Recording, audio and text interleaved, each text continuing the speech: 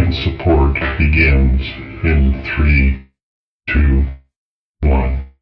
Welcome back to Nurture and Support. This is episode 21. I am Mel at Karmic9 on Twitter, and as usual, Kelly is here to wow us with more recommendations.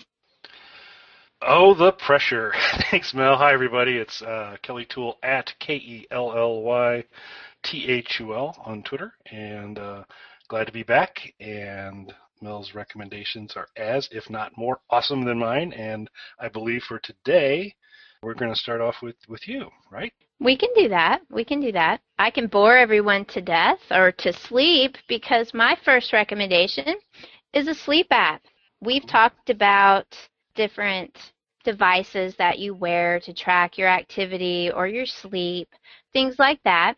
Kelly's talked about a Fitbit before, and I have a Fitbit. I don't normally use mine when I sleep anymore, but I came across a neat little app the other day that is available on iOS and Android, and it's called Sleep Cycle. And you can check out the website at sleepcycle.com, but it runs on your cell phone, and you just activate the app, you lay the phone down, face down on your bed, and you go to sleep. And it uses the accelerometer in your phone to tell when you're moving to try and track when you're in REM sleep or when you're not.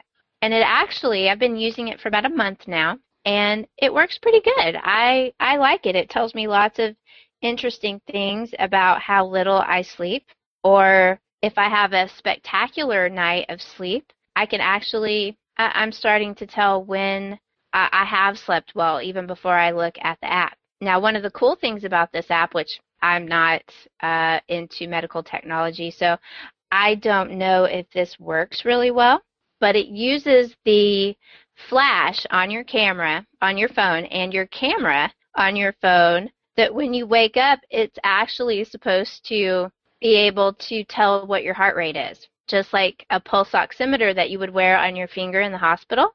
So when you first turn it off in the morning, it lights up your flash, and you're supposed to put your index finger over the flash and the camera, and you have to hold still for about 30 seconds, and then it tells you what your heart rate is. I do not know how accurate that is, but I would imagine over using it every day, whether it's actually accurate, it might be telling you at least a pattern. I have noticed that when it abruptly wakes me up in the morning, my heart rate is always higher than if I woke up slower and when I wanted to. So the point of this little app is that it's supposed to help wake you up in the morning when you're in the proper cycle to wake up and not be a grumpy Gus, which I am not a morning person, and I never wake up in a good mood. You will never, ever, ever find me being happy in the morning. It's just not actually physically possible, no matter how much sleep I've had. So this, when you set the alarm, it gives you like a 30-minute window. So if you have got to be out of bed by 5:30 in the morning, you set it for 5 to 5:30, and it tries to gauge from how much you've been moving through the night, where you are in your sleep cycle as to where it should wake you up. But it will always wake you up by the end of the time period that you set. So regardless of whether it thinks you're in a good spot to wake up, it will wake you up at 5:30 no matter what. So what I have noticed through using this app for about a month is that I have shown a very clear pattern of particular days of the week that I do not sleep well. Surprisingly, one of those is Sundays. That whole dread of going back to work on Monday apparently keeps me up most of the night, and I do not sleep well. So it gives you all sorts of cool little charts and graphs. You turn your phone sideways, and it shows you every little thing you could possibly want to know about it. It tracks your sleep quality by day of the week. It tracks it by percentage-wise. It also tracks how many hours you spent trying to sleep, whether you were successful or not. And the whole app only costs 99 cents. Now, it does have some advanced features, which I really haven't found a use for, that you do pay more for, and that gives you the ability to put in sleep notes about different things that you did during the day, or one of the issues it deals with, it tries to tell you drinking caffeine late in the day might be affecting how well you're sleeping at night, which, yeah, duh, but I think I'm immune to caffeine at this point. Yeah, And but immune but addicted, I assume, yes, if you're like me, but. yes, caffeine doesn't really seem to affect my sleep, actually. It keeps me more, like any good addict, it keeps me in a better mood in the evening than if I don't come home from work and say, have a cup of coffee. If I don't, I might go to bed earlier, but I am real crabby. So as my blood caffeine level drops, I get very, very irritable. So it's in everyone's best interest to caffeinate me at regular intervals throughout the day. But this is a neat little app. I've liked it. I also listen to music on my phone when I'm falling asleep. So it either has some built-in, like, nice little music, water sounds or forest sounds or things like that you can listen to, or you can listen to any other music you have on your phone as you fall asleep. It can also wake you up to any particular music on your phone that you would like to use, or it can just use its built-in alarm. And it starts it out at a low volume, so it's not trying to jar you awake. So it's a neat little app. If any of you have issues with sleeping out there, I've been an insomniac most of my life, so I revolve around the desire for more sleep and usually my inability to get it. So I usually check out most of these things that I can find, just to see. So I So found it. where do you Go ahead. actually set the phone? Is it up by your head? Is it in the kind of middle? Probably not down by your feet. No, you do it at the head of the bed, and it gives you a little diagram. When you first go to set up the app, it tells you where to place it. You would place it not under your pillow, depending on how your bed is. Some of them have you putting it under the sheet of your bed directly on the mattress, but I don't. I just put it on top, and I even have one of those memory foam mattress toppers that's supposed to absorb some movement. And through all of the comments that I've seen with this particular app, that's one of the things I looked at. People say that it really does a good job despite any sort of gel foam or memory foam mattress you may be using. And you put it on your side of the bed. On the outside, I kind of put it just slightly under my pillow so that it doesn't accidentally fall off the bed if I'm moving around too much. But it does a good job of just tracking you. It's supposed to be built in where it can start telling the difference. It may take it a bit, but the difference between you or your spouse moving around, if it detects too much movement, it will automatically filter out the movement that's furthest away from it so that it's only tracking the movement close to it. So you would put it on your side of the bed, towards the outside, kind of up at the head of the bed by your pillow. And it works well. So suppose you have a larger than normal cat. If he's moving around on top of where it is, yes, he would probably get tracked, but surely he's not moving around so much during the night that it would throw it off too much. I wouldn't think so. Luckily, Well, my awesome. dogs stay on the floor.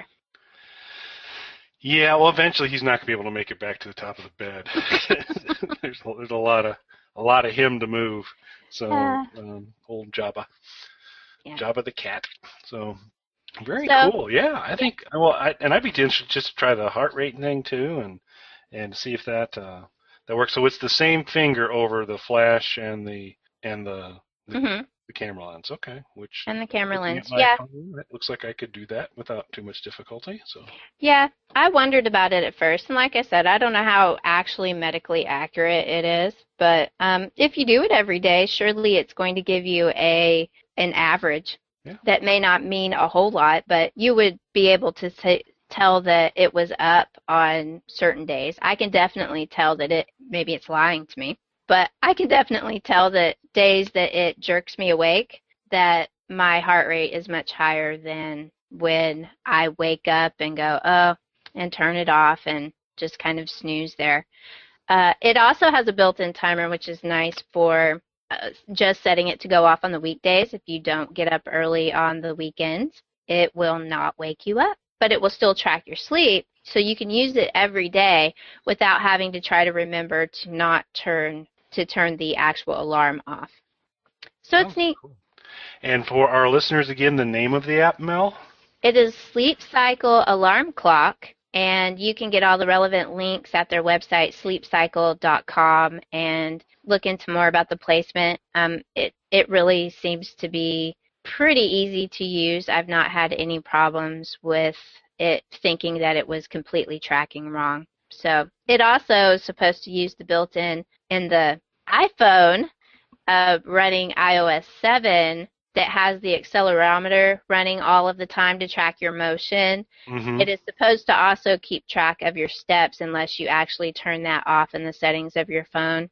I haven't looked at that, but that's also only going to track if you carry your phone with you everywhere you go all day long.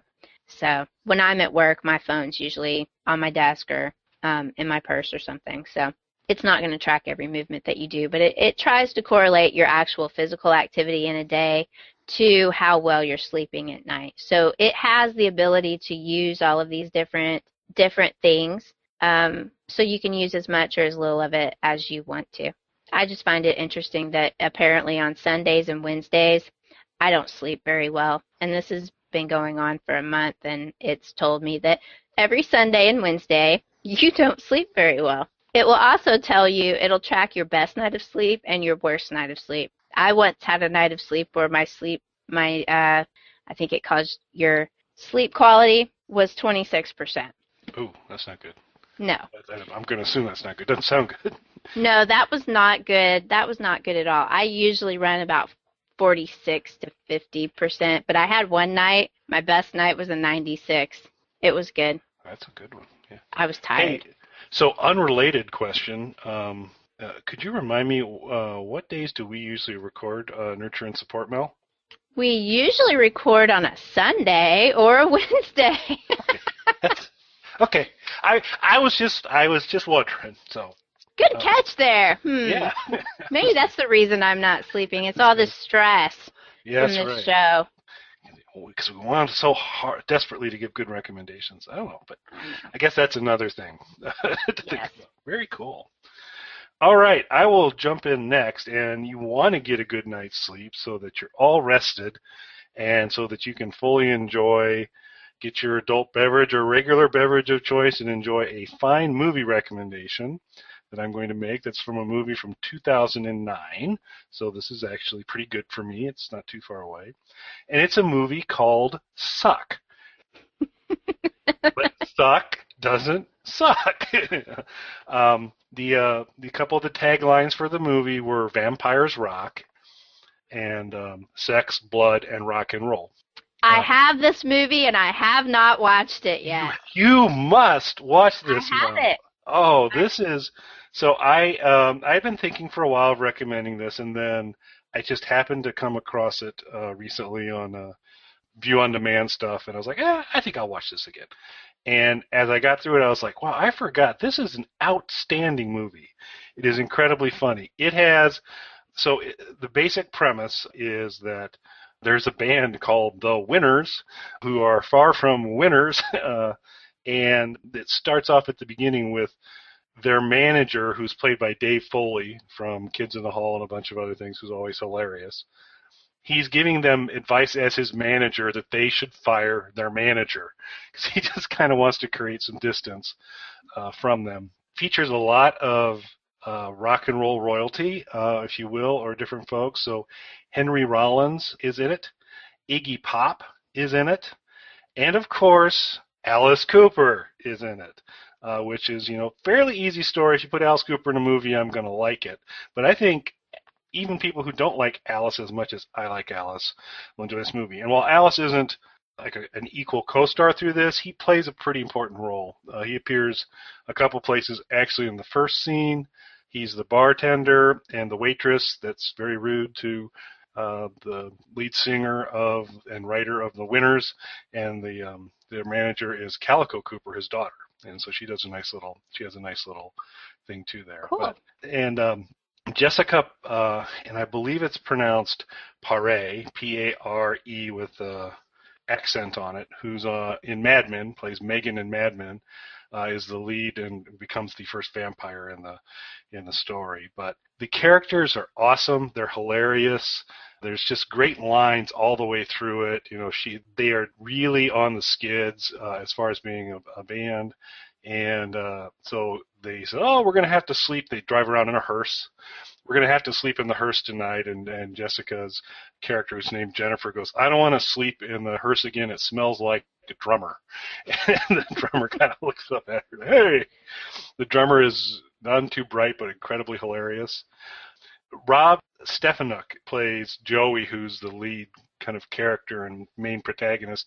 He does a great job too, but it is funny. They do very kind of clever things. There's at least 3 times in the movie where they work in album covers. So they're just shooting a scene, and then if you would freeze the frame at a particular point, they're basically replicating an album cover with the members of the band. So they do Abbey Road. They do The Kids Are All Right, the Who album that had the Who all wrapped up in a Union Jack flag, and Bruce Springsteen's Born in the USA.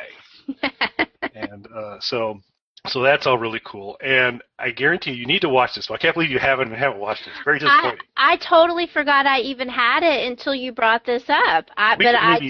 We should stop recording now, and you should go watch it and then come back. Yeah, you should definitely catch it because it's worthwhile. It's a fun, well crafted. The band plays a lot. Their music's pretty fun in there. So it's sometimes when you have these fake rock band stuff and they do the songs, it's a pretty painful experience. Not the case here, but I guarantee you when you watch it, my prediction is that your favorite character will be Hugo, because Hugo's the roadie.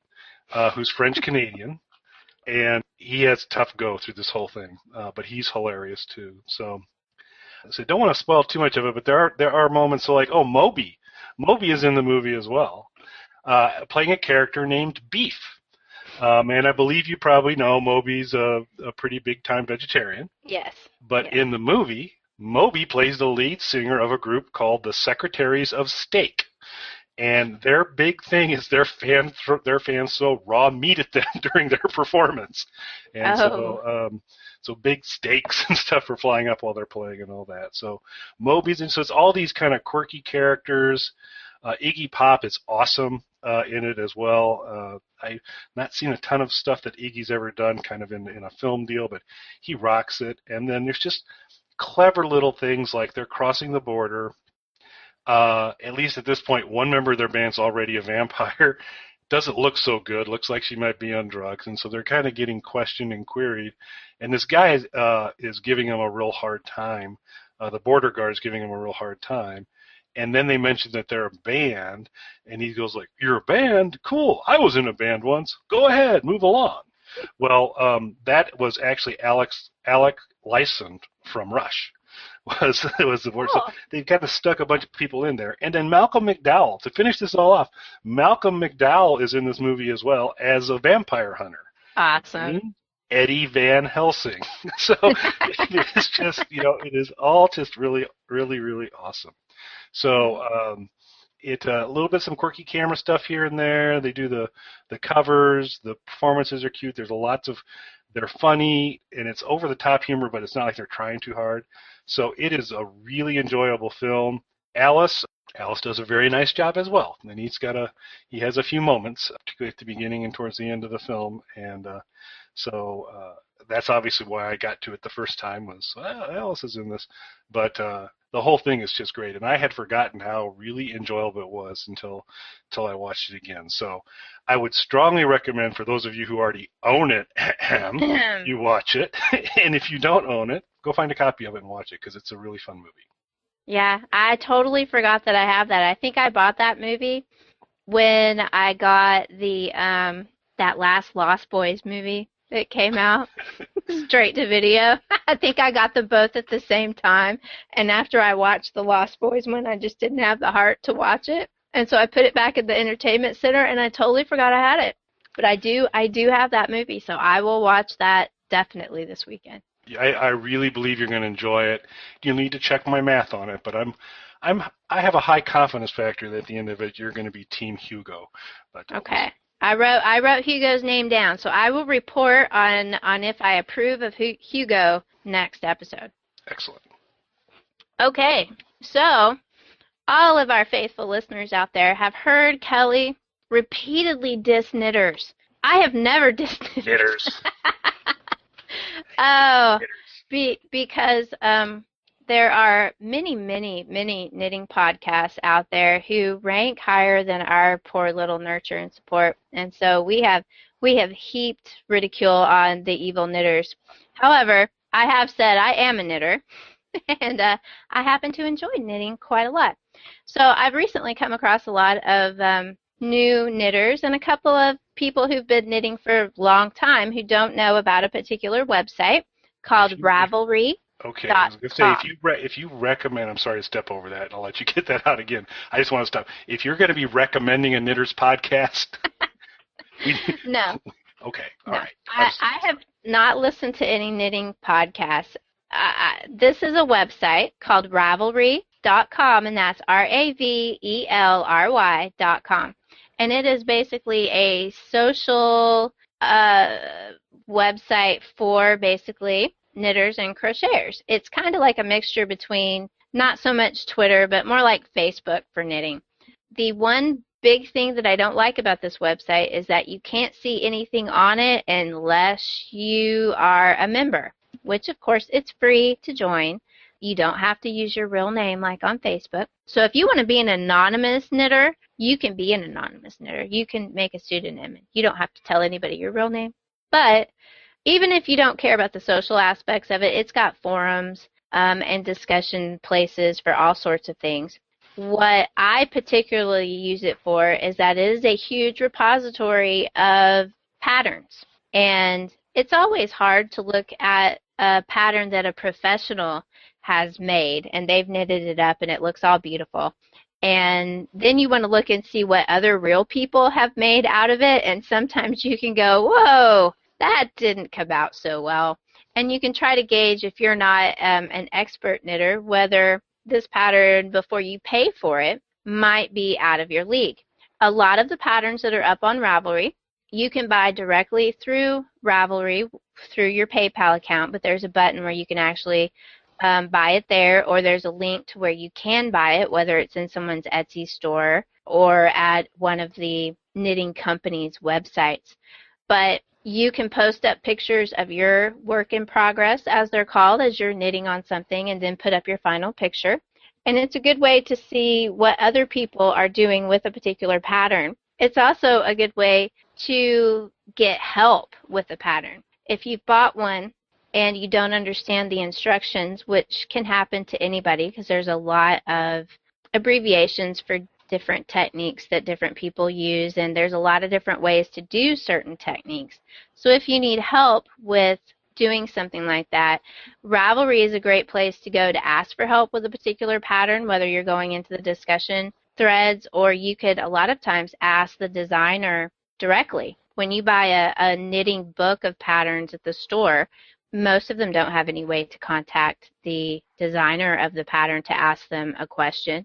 And a lot of times you don't even think to go, hey, there might be an error in this, and you don't get online to go look at the company's website to see if they've posted errors. But if you get on Ravelry and look at the pattern, a lot of times it'll tell you right there in the written pattern in such and such book, there was an error on line blah, blah, blah, and here's what you should have done. But one of the greatest things about Ravelry is that there are a ton of free patterns. So we're all about free on Nurture and Support. So if you join Ravelry's free club to just join and become a Ravelry member, you can look through all of the different patterns. You can search for whatever you're wanting to do. If you're wanting to knit socks, which I don't recommend you start out if you're a new knitter knitting socks, but whatever you want to do. You can find a ton of free patterns on Ravelry that you don't have to pay a dime for. They're usually some of them are by some of the big designers. Some of them are just by hobbyists like me, and they put them up. And you don't have to go actually pay for a pattern, because some of the patterns can be $7, $9, $10 just for a pattern, and it's not really any different than something someone else might put up. So it's a good thing, especially for beginners, to go do to get free stuff. And even when you've been doing it for a while, you can look at see how other people are putting something together and change it up however you like to do it. One of the things I love about Ravelry, though, is I'm sure all of you have heard me in my Jane's Hat stories and things like that, is Ravelry is full of nerds. There are nerds all over Ravelry. They have complete groups of people that are dedicated to knitting designs from Firefly or Doctor Who, or there are many who are obsessed with Sherlock and knit scarf after scarf after scarf for Sherlock. Any fandom out there is represented on Ravelry. Game of Thrones is a big one that's on there. They're even revolve around books. Harry Potter is one of the biggest fandoms that's represented on Ravelry, and they will have competitions called Nerd Wars, where you knit different things, kind of like they used to call it Ravelympics, that they would have during the Olympics, and the Olympics actually made them change the name, which is crappy. Yeah. So, Yeah. yeah, they've had to change it to Ravelinics, which is crappy. So Nice. yeah, so it's a great website. I've just come across a lot of people lately who were just trying to get into knitting and crocheting, and being someone who taught myself how to knit basically from videos on YouTube. It can be kind of daunting, and no one around you knows how to do it, and don't care that you've picked up a new hobby. And if you need some place to talk to people or ask for help, Ravelry is a great place to do it. There's a lot of helpful people on there, especially when you buy a pattern and you don't understand what a particular line they're telling you to do. You can ask for help, and there's a lot of very experienced knitters and crocheters on there who are more than happy to help people because they want to spread the joy of knitting and crocheting. And there's a lot of studies that have just come out that say people that knit and crochet that they attain a Zen master level of meditation while they're performing these hobbies, and that it helps them live longer. So Yeah, that's fine. and I highly recommend that. I think that's great. But just make sure that you're getting your knitting information from a website and not a podcast. not a podcast. Yes. So anything knitting or crochet related, you can find on Ravelry. There are a ton of patterns, especially I saw a really adorable Greedo crocheted little doll that was just spot on awesome, but unfortunately I cannot crochet for crap because I'm a knitter. So anyway, check it out, especially if you're new to the hobby, but I've come across some experienced people who never thought to get online looking for stuff like that. And you can find local yarn stores or even local knitting and crocheting groups on there. They're all represented. It's like the central place for knitters and crocheters to go online, and it's great. You can catalog your yarn stash there, which Kelly doesn't know this, but he's kind of crafty. He would never tell any of you people this, but he's good with scissors and glue and construction paper. But any knitters and crocheters out there know that we tend to collect a lot of yarn, and sometimes it gets confusing as to what we have where. And they have a nice little service on there where you can stash all of your yarn and keep track of how much you've used and how much of something that you have. And then as you use that yarn in a particular pattern, it automatically deducts from what you've stashed in. So it's a neat little service. I recommend if you're a fiber crafter that you check out Ravelry and join in there, or just use it basically like I do to find new patterns and particularly look at colors of different yarns that I might want to use for something. So check it out. Well, so a related knitting story, which has no podcast affiliation, is Mel says it's a hobby and all that, but Mel is actually a very gifted knitter.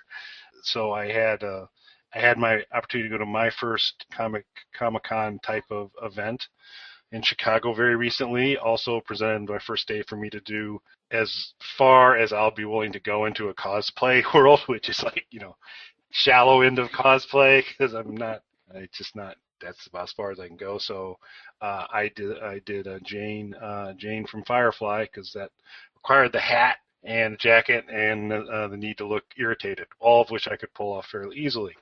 Um, and Mel was kind enough to not only knit me one, but because I have, I guess, what would be described as a freakishly large head, to the extent that if I borrow somebody's sunglasses for a couple hours and give them back, they're angry with me because they're now too wide and they no longer work for them. So I have a larger than normal head, and so Mel took that into account. And the first version was possibly even a little bit roomy for mine. It was huge.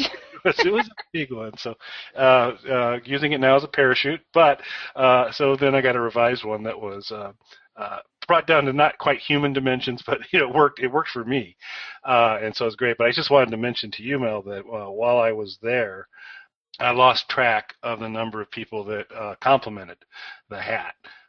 And it was clearly, because they'd have a lot of people selling versions of it. It was better than anything that you'd see on a rack there. And there were a lot of people wearing the hat, but that was it. Just, okay, I'm dressed up, I'm wearing a Jane's hat, and that was it. But I committed. I had the T-shirt, I had a Firefly, consistent T-shirt and all that. But a number of different people were very complimentary on the hat, so I wanted to say thank you for making me two, and it went over really well. So thanks for that as well.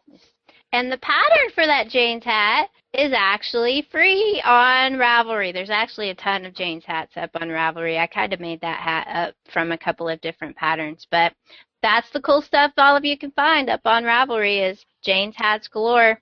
So it's good stuff. I'm glad the hat worked for you. Java can sleep in the first one. It can make a little cat cocoon out of it. A little cat sleeping bag form. There we go. Don't tell me your head is freakishly large if you're not prepared to get a freakishly large hat. It is freakishly large, but yeah. So it worked out great though. But I just wanted to let you know, people, and it wasn't the nice hat. Did you get a bowl of soup with that kind of? It was genuine compliments of people who were impressed and went out of their way to come over and say something about it. So I thought that was very cool. I worked particularly hard on the pom-pom that goes on the top of that Jade's hat. I think that those are the touches that made it so good. The pom-pom makes the hat. Definitely. So cool. So what else do you have for us? So regular listeners of the show, can fully expect where I'm going to go next, because you all know when you listen to Nurture and Support, I wonder when Kelly's going to offer up another recipe. And so that's what I'm going to be doing today, is actually offering up my first recipe. We had Alicia Holm was on a while back, and she offered up some kind of cool drink and other options there. And so I decided, I am mildly talented with scissors and tape, as Mel mentioned. I wouldn't say proficient, but I can bluff my way through that. I am not gifted in the culinary arts.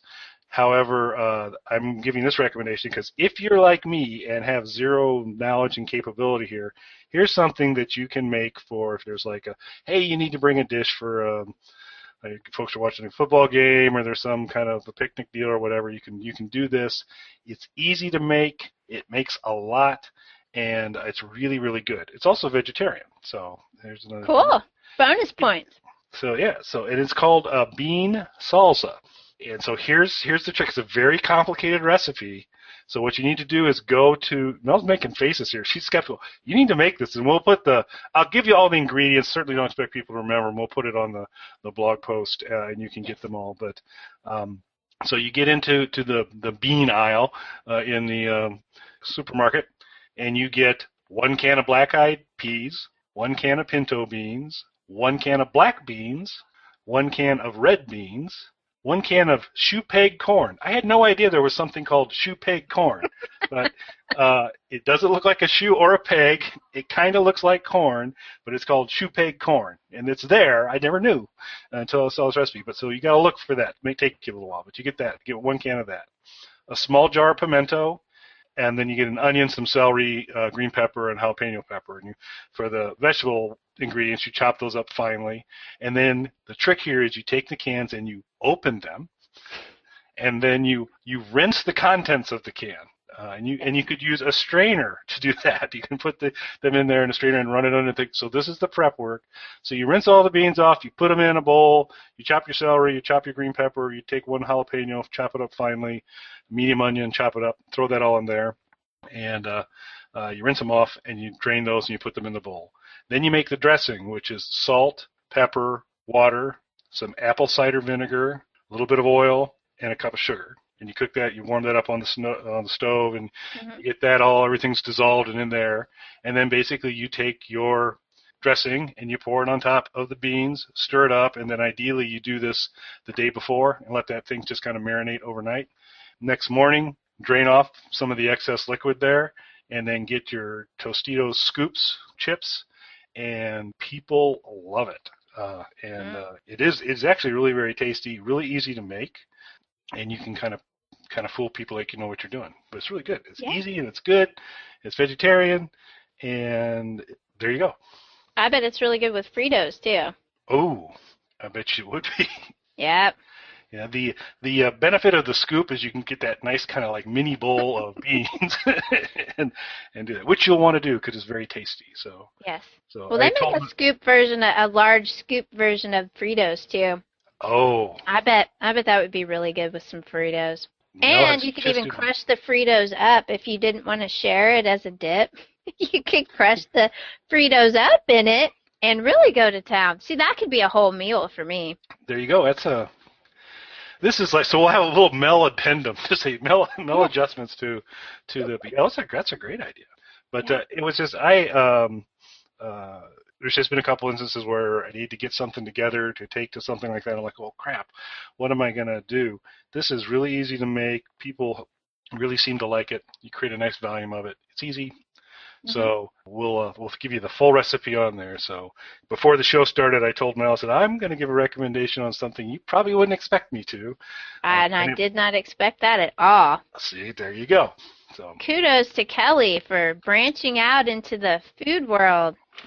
That's awesome. I've not really heard of one that had that many different varieties of beans in it. I like that. I've seen a bean, quote unquote, bean salsa that just used black-eyed peas, but not all of those. So I like that. I'm going to try that. Cool. Go to our blog and you'll have the recipe. Absolutely, because legumes are good for you people. You might need some Beano before. Yeah, there's. If you're not used to the beans, you might need to take some Beano, but they're good for you. Lots of protein there.